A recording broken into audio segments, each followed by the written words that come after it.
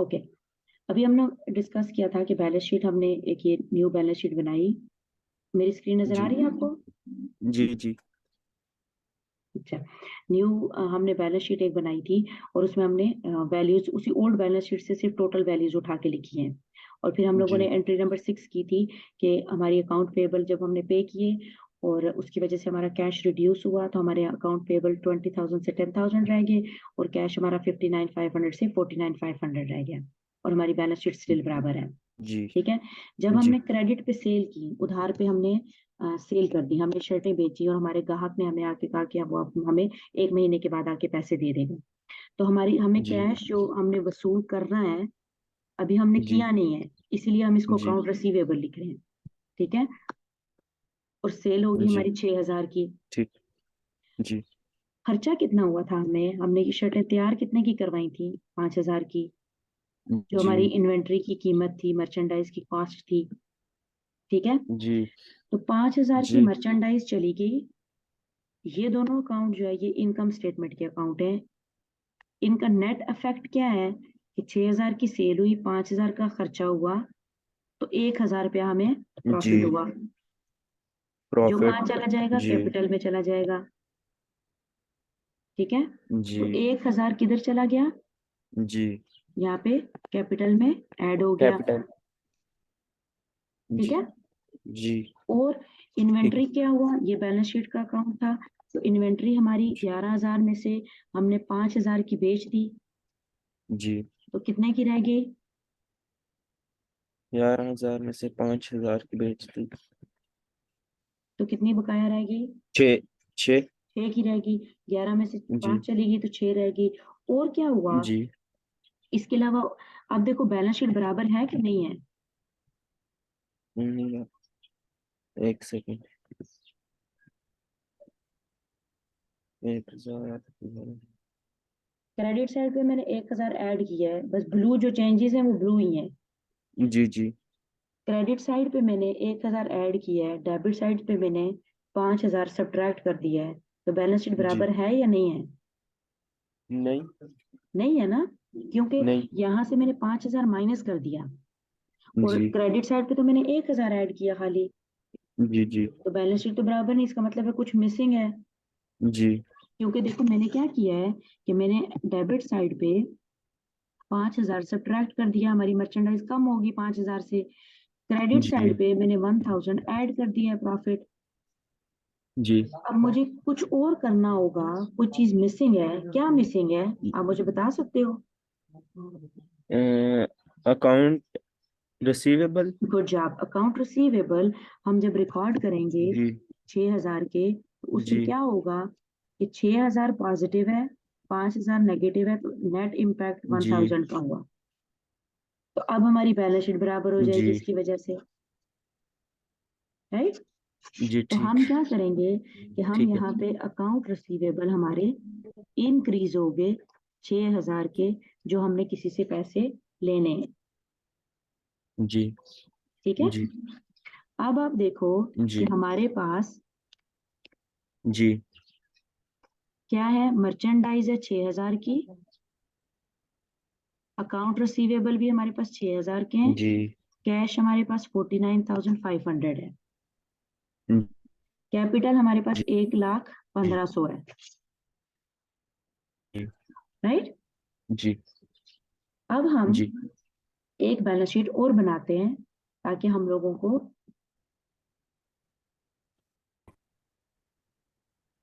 Easy हो entries post करने में। ठीक है, आवाज आ रही है? जी हमारे पास कैश कितना पड़ा हुआ है अभी? जी 49,500। अकाउंट रिसीवेबल हमारे कितने हैं? 6,000 के हैं। मर्चेंडाइज हमारे पास 6,000। बकाया कितनी बच गई है? 6,000 की। और बिल्डिंग हमारे पास कितनी है? 6,000। जी 50,000 की। ठीक है। 10,000। और अकाउंट पेबल हमने 10,000 पे कर दिए हैं, 10,000 बकाया रह गए हैं। और जी कैपिटल जो है वो आपके पास कितना है? 1,15,100 जी का। 1,15,100। ठीक है। जी अब देखो कि डेबिट और क्रेडिट में कितना फर्क है। डेबिट कितना है जी। और क्रेडिट कितना है? 1,15,000 तो में अगर 10,000 ऐड करेंगे तो कितना हो जाएगा? 1,00,000, 1,25,000। 25 कैसे हो जाएगा? हेलो। 1,00,000, 1,25,000 कैसे होगा? 1,00,000 में 10,000 ऐड करेंगे तो कितना एक हो जाएगा? एक सेकंड, एक सेकंड। 1,00,000 में 10,000 ऐड करेंगे तो 1,00,000। 10,000 हो जाएगा।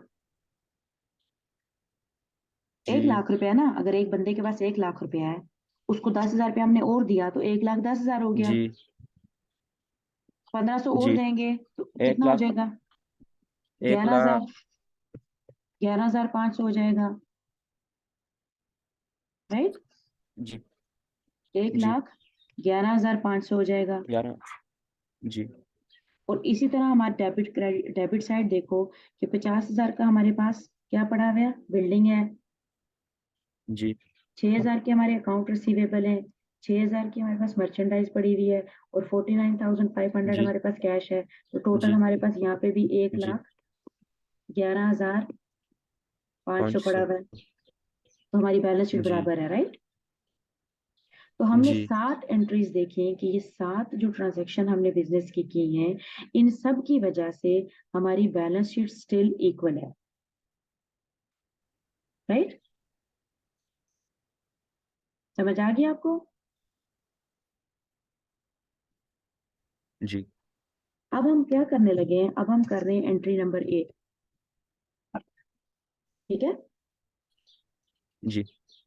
एंट्री नंबर 8 जी। में क्या कह रहा है वो, आप रीड करके बताओ मुझे। Loss of merchandise by thrift. Theft. तो हमें लॉस हो गया किसकी वजह से? थेफ्ट की वजह से, चोरी हो गया।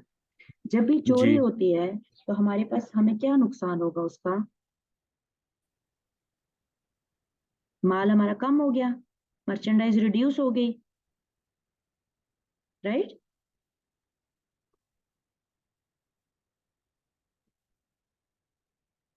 आवाज आ रही है?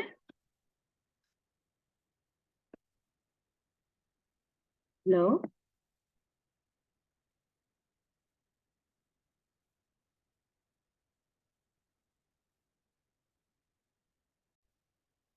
एंट्री नंबर 8 में हमने देखा कि हमारी थेफ्ट की वजह से एक तो मर्चेंडाइज हमारी रिड्यूस हो गई, और इस नुकसान का असर कहाँ पे होगा? हमारा कैपिटल अकाउंट रिड्यूस हो जाएगा।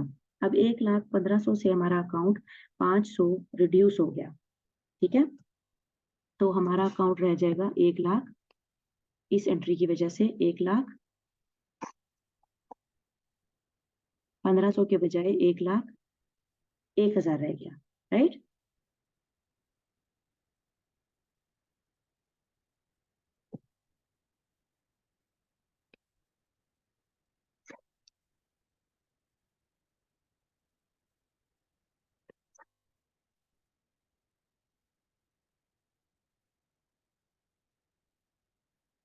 और इसको क्या नुकसान हुआ कि मर्चेंडाइज जो हमारी 6,000 की थी वो भी कम होके 5,500 की रह गई, क्योंकि हमें इसका नुकसान हो गया।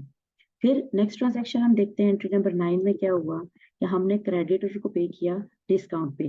तो हमने ये डिस्कस भी किया आज एंट्री कि जब हम अपने अकाउंट पेबल करेंगे, जो हमारे 10,000 के बकाया अकाउंट थे, हमने एंट्री नंबर देखी थी 3 में, हमारे पेबल थे 20,000 के। तो 20,000 में से 10,000 हमने पहले पे कर दिए थे, और अब बकाया जो 10,000 अब हम पे कर रहे हैं, तो हमारे अकाउंट पेबल रिड्यूस हो जाएंगे 10,000 से, और हम कैश पे करेंगे। क्योंकि हमें वो डिस्काउंट दे रहा है अर्ली पे करने की वजह से, इसलिए हमारा कैपिटल इंक्रीज हो जाएगा 500 से, हमें बेनिफिट होगा। और हमने कैश जो है वो 9,500 दिया, क्योंकि हमने अर्ली पेमेंट कर दी। अब हमने देखा कि 49,500 में से हमने जब कैश पे किया, ये जो हमने लोन पे किया, तो अब हमारे पास कैश रह गया 40,000 का, क्योंकि 9,500 हमने पे कर दिया। और ये हमारे अकाउंट पेबल खत्म हो गए, क्योंकि ये हमने पे कर दिए। और क्या हुआ कि हमारा कैपिटल अकाउंट दोबारा इंक्रीज होके 1,15,000 हो गया। ठीक है? जब हमें डिस्काउंट मिला तो 1,01,000 से 1,15,000 हो गया हमारा अकाउंट।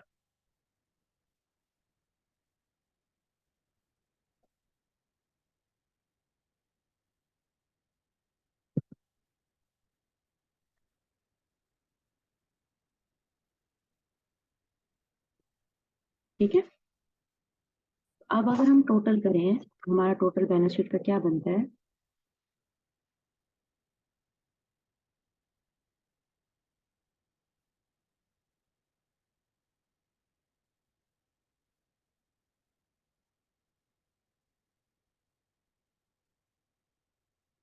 एक लाख 1500 हमारा हो गया डेबिट साइड पे, सॉरी क्रेडिट साइड पे।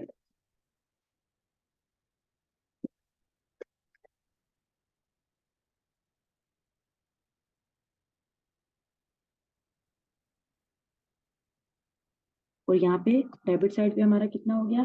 40,000 का हमारे पास कैश रह गया, और अकाउंट रिसीवेबल हमारे पास हो गए 6,000 के, और इन्वेंट्री हमारे पास रह गई 5,500 की, और बिल्डिंग हमारे पास है 50,000 की। तो टोटल हमारे पास रह गया 1,15,00,000।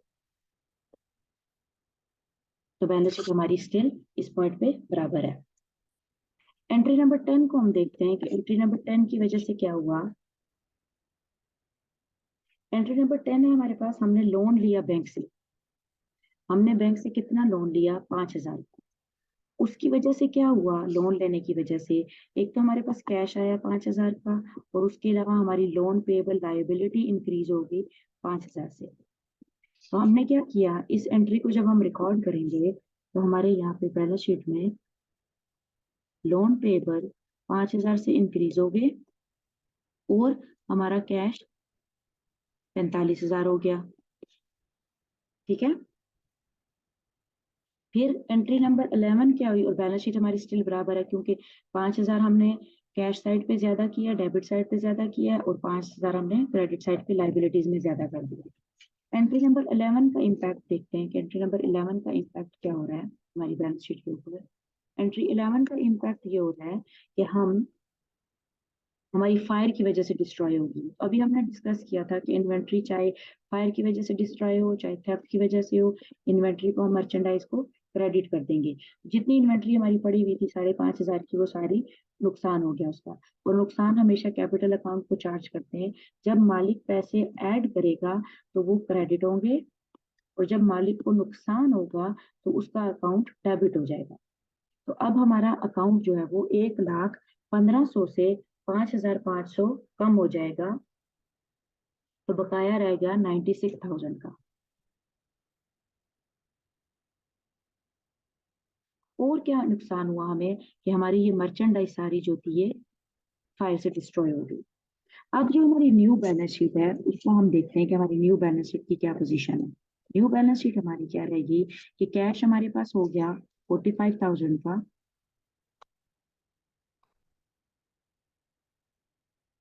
अकाउंट रिसीवेबल हमारे पास कितने हैं? 6,000 के। मर्चेंडाइज हमारी सारी डिस्ट्रॉय हो गई है, अब हमारे पास जीरो मर्चेंडाइज है, कुछ भी नहीं बचा। और बिल्डिंग हमारे पास जो है वो स्टिल 50,000 की है। अदर साइड पे क्या हुआ, जो हमने बैंक से लोन लिया वो हमारे पास 5,000 का है, और कैपिटल अकाउंट हमारा रह गया 96,000 का। अब आप देखो कि क्रेडिट साइड का हमारा टोटल क्या है? 96,000 में जब हम ऐड करेंगे 5,000 तो हमारे पास क्या हो जाएगा? 100, 1,000, 1,01,000। क्रेडिट साइड डेबिट साइड पे हमारे पास क्या क्या है? हमारे पास 45,000 का कैश है, 6,000 का हमारे पास अकाउंट रिसीवेबल है, और 50,000 की हमारे पास बिल्डिंग है। तो 1,01,000 हमारे पास डेबिट साइड पे भी है। तो अब हमारी डेबिट और क्रेडिट बैलेंस शीट इक्वल होगी।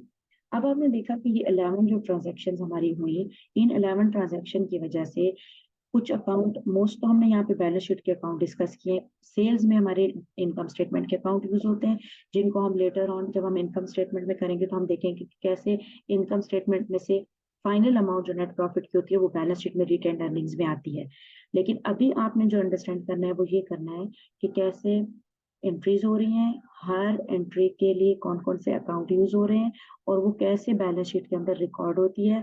और बैलेंस शीट के अंदर जैसे अभी हमने ये फाइनल बैलेंस शीट बनाई है अपनी, बैलेंस शीट हमेशा खाली एक total amount at the end होती है। अब देखा आपने कि मालिक ने 1,00,000 रुपए डाला था, तो शुरू में कैपिटल अकाउंट 1,00,000 से था, और कैश अकाउंट जो था वो भी 1,00,000 था। लेकिन वो विद टाइम चेंज होता रहा। कुछ चीज़ें हमने खरीदी, कुछ हमने बेची, कुछ कैश आया, कुछ गया, कुछ हमने लोन लिया, कैश आया, कुछ हमने बिल्डिंग खरीदी, कैश गया। जो भी ट्रांज़ैक्शन हुई, तो फाइनल बैलेंस शीट के अंदर ऐसे अमाउंट्स रह जाती हैं। अब हमने जैसे डिस्कस किया था कि बैलेंस शीट जो हमें है, वो एज़ ऑफ पर्टिकुलर डेट, जैसे एज ऑफ 31 दिसंबर हमें बताती है कि हमारे एसेट्स की क्या पोजीशन है। अब अगर आप इस बैलेंस शीट को देखो तो आप राइट अवे बता सकते हो कि ओके बिजनेस में 45,000 का कैश पड़ा हुआ है। कुछ लोगों ने हमें 6,000 वापस करने जो हमारे अकाउंट रिसीवेबल हैं। एसेट बिजनेस के पास 50,000 के हैं और हमने पे जो लोन करना है वो 5,000 का है। डबल एंट्री सिस्टम हमें इसी तरह हेल्प करता है। हमारे पास सारी रिकॉर्ड हमारे बिजनेस का एक जगह पे होता है, जिसकी वजह से हम बेटर डिसीजन कर सकते हैं और हम आगे की प्लानिंग कर सकते हैं कि हमें अपना बिजनेस एक्सपेंड करना है, क्या करना है, अपने ऑपरेशंस को कैसे डील करना है। डबल एंट्री सिस्टम से हमें हर चीज़ क्लियर पता चलती है। कोई चीज़ अगर हमारी मिस होगी, हमारी बैलेंस शीट बराबर नहीं होगी, तो हम ट्रैक कर सकते हैं कि कौन-सी अमाउंट डेबिट साइड पे ज़्यादा है और क्रेडिट साइड पे नहीं है। उससे हम लोग एंट्रीज़ में बाहर जाके ट्रैक करके हम अपनी एरर को फाइंड कर सकते हैं। ठीक है? तो इन एंट्रीज का जो इम्पैक्ट है, वो आपने अच्छे तरीके से अंडरस्टैंड करना है, ताकि हम लोगों को बाकी ट्रांज़ैक्शंस भी फिर अच्छे से समझ आएँगी।